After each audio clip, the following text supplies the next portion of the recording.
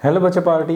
In previous class हमने देखा था example number 3 of chapter number 12 atom, जो कैलकुलेशन बेस्ड क्वेश्चन था। और इन दिस क्लास बच्चों हम देखने वाले एग्जाम्पल नंबर 4। नोट करिए बच्चों, एग्जाम्पल नंबर 4 जो है वो एग्जाम्पल नंबर 3 पे डिपेंड करता है। तो अगर आपको एग्जाम्पल नंबर 3 अच्छे से समझ में आया तो अच्छी बात है। अगर आपको कुछ डाउट्स है तो आप डेफिनेटली मुझे कमेंट सेक्शन में पूछ सकते हो, या तो अगर अभी तक आपने एग्जाम्पल नंबर 3 नहीं देखा है तो पहले उसे देख लीजिए, रिफर कर लीजिए, एंड देन आफ्टर आप एग्जाम्पल नंबर 4 पे आइए। तो चलिए बच्चों स्टार्ट करते हैं एग्जाम्पल नंबर 4 को। क्वेश्चंस कह रहा है, according to the classical electromagnetic theory calculate the initial frequency of the light emitted by the electron revolving around a proton in hydrogen atom। अब देखिए बच्चों, क्वेश्चन ये कह रहा है कि अगर इलेक्ट्रॉन जो है वो हाइड्रोजन एटम में प्रोटॉन के आसपास अगर सर्कुलर मोशन कर रहा है तो उसका मतलब है कि वो एक एक्सेलरेटिंग मोशन कर रहा है।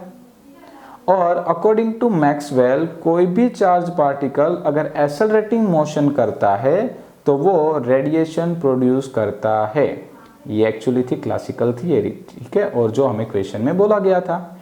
तो हमें यहाँ पे बात करनी है कि इलेक्ट्रॉन जो रेडिएशन प्रोड्यूस करेगा, जो लाइट प्रोड्यूस करेगा, उसकी फ्रीक्वेंसी कितनी होगी।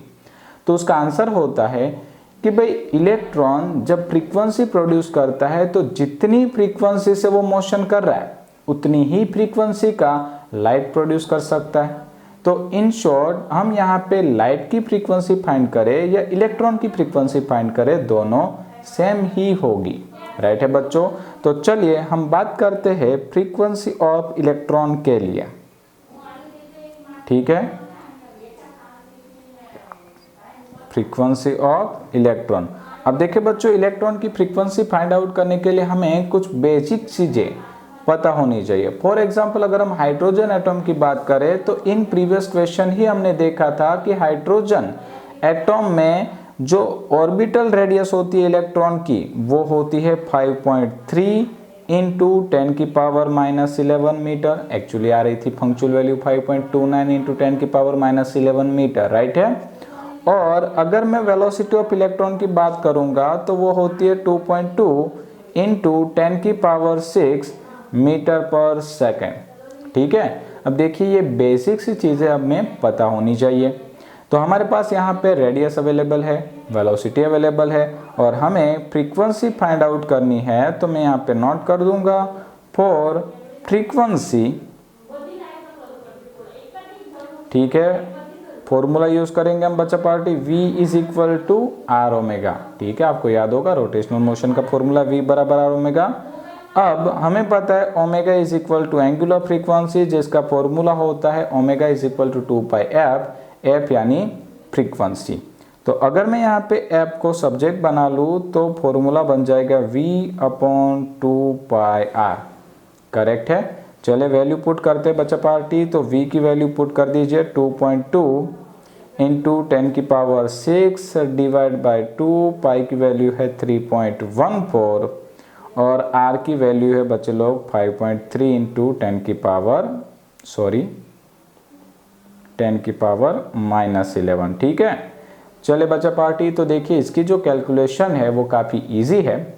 जल्दी से कैलकुलेशन को फिनिश करिए और आंसर लाइए। और यहाँ पे जो आंसर आने वाला है वो होगा बच्चा पार्टी 0.66 इंटू 10 की पावर 16 हर्ट्ज। और अगर हम इसे अच्छे से लिखें तो हम यहाँ पे लिख सकते हैं 6.6 इंटू 10 की पावर 15 हर्ट्ज। तो बच्चा पार्टी ये हमें मिली है फ्रीक्वेंसी ऑफ इलेक्ट्रॉन। और जैसे कि हमने लेक्चर के स्टार्टिंग में ही बात कर ली थी कि इलेक्ट्रॉन जितनी फ्रीक्वेंसी से मोशन करेगा उतनी ही फ्रीक्वेंसी की लाइट प्रोड्यूस करेगा।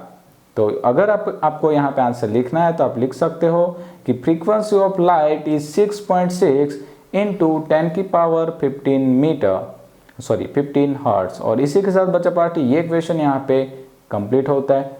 इन नेक्स्ट क्लास बच्चा पार्टी हम मिलेंगे एग्जाम्पल नंबर 5 के साथ। Thank you.